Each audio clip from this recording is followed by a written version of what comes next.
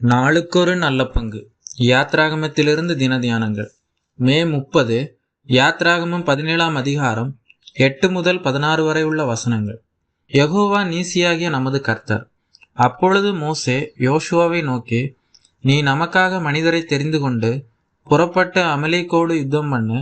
நாளைக்கு நான் மலை உச்சியில் தேவனுடைய கோலை என் கையில் பிடித்து கொண்டு நிற்பேன் என்றான். வசனம் 9.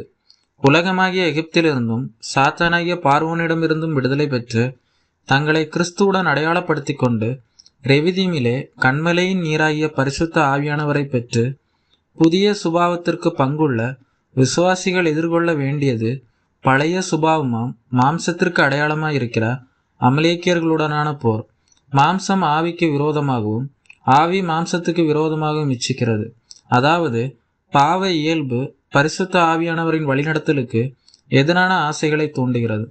ஈசாக்கு மற்றும் இஸ்மாயில் மூலமாக ஆபிரகாமின் வாழ்க்கையில் இப்போர் நடைபெற்றது. மாம்சத்தின்படி பிறந்தவன் ஆவியின்படி பிறந்தவனை அப்பொழுது துன்பப்படுத்தினது போல இப்பொழுதும் நடந்து வருகிறது. நம்முடைய ஆத்மாவுக்கு விரோதமாக போர் செய்கிற மாம்ச இச்சைகளை வெற்றி கொள்வது எப்படி?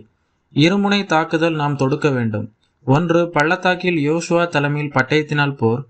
இரண்டாவது, மோசே தலைமையில் மலை உச்சியில் தேவ சமூகத்திற்கு நேராக ஏறெடுக்கப்படும் மன்றாட்டு போர்.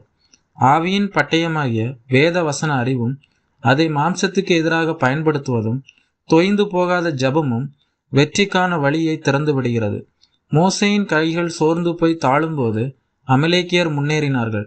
நாம் ஜெபிப்பதில் குறைவுள்ளவர்கள் என்று அறிந்து சோர்ந்து போகாமல் ஜெபியுங்கள் என்று ஆண்டவர் கூறினார். மேலும் தனி ஒரு விசுவாசியாக மட்டுமல்ல, ஆரோன் மற்றும் ஊர் போன்ற விசுவாசிகளின் கூட்டு முயற்சியும் அமலேக்கியர்களை வெல்வதற்கு தேவையாயிருக்கிறது. இது ஒரு தொடர்ச்சியான போர். யோசுவா அமலேக்கியர்களை முற்றிலும் அழித்து போடவில்லை. நம்முடைய பாவ சுபாவம் நம்மை விட்டு முற்றிலுமாக எடுத்து போடப்படவும் இல்லை என்பதை நினைவில் கொள்வோம். தலைமுறை தோறும் நடக்கும் யுத்தம். நம்முடைய வனாந்திர பயணத்தில் நாம் இளைத்து போகும்போது தொடர்ந்து தாக்குகிறான். பலவீனர்களை வெற்றி கொள்கிறான். நாம் கர்த்தருக்கு காத்திருக்கும் போது புதுபலன் அடைகிறோம். நாம் என்றென்றும் இதை நினைத்து எச்சரிக்கையாய் இருக்க வேண்டும். கர்த்தர் நமக்கு ஜெயக்கொடியாய் இருக்கிறார். இது கர்த்தருக்கு விரோதமான யுத்தமாய் இருக்கிறதுனால் கர்த்தர் நமக்கு உதவி செய்கிறார். உலகத்தை ஜெயித்தவர் நம்மோடு கூட இருக்கிறார். போரின் முடிவில் மோசே கட்டின பலிபீடத்திற்கு யெகோவா நீசி, கர்த்தரின் ஜெயக்கொடி என்று பெயரிட்டான். நம்முடைய வெற்றியின் ரகசியத்தை தெள்ள தெளிவாக வெளிப்படுத்துகிறது.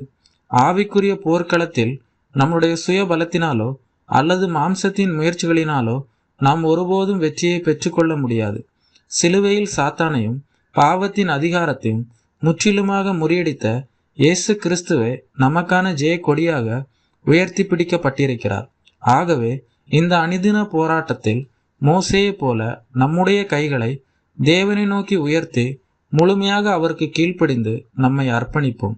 நாம் இயேசு கிறிஸ்துவுக்குள் நிலைத்திருந்து பரிசுத்த ஆவியானவரின் வழிநடத்தலை முழுமையாக சார்ந்து கொள்ளும் போது தேவன் தாமே நம்முடைய ஒவ்வொரு நாளையும் மாபெரும் வெற்றியால் முடிசூட்டுவார்.